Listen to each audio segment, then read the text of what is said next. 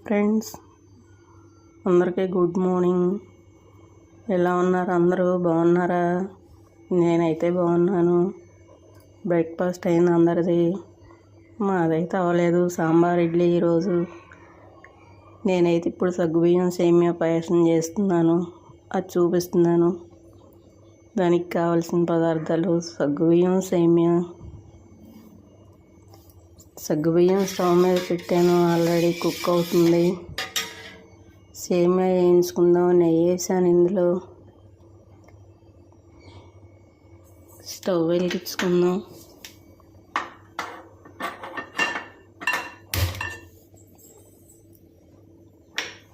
సగ్గుబియ్యంకు stove వెలిగించుకుందాం.